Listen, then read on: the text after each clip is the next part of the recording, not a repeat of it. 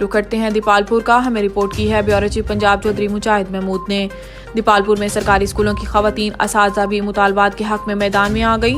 असातिज़ा और तालबात का एहतजाज, मुतालबात मंजूर ना हुए तो एहतजाज सड़कों पर होगा और तदरीसी अमल का बायकॉट किया जाएगा, मुजाहिरीन ने खबरदार कर दिया। दीपालपुर में सरकारी स्कूलों से वाबस्ता खवातीन असातिज़ा ने मुतालबात के हक में एहतजाजी मुजाहिरा किया, जिसमें खवातीन असातिज़ा समेत सैकड़ों तालबात ने शिरकत की। मुजाहिरीन ने कहा है कि हुकूमत पंजाब सरकारी स्कूलों को प्राइवेट करके असातिज़ा की सरकारी हैसियत ख़त्म करना चाहती है, जो किसी सूरत कबूल नहीं करेंगे।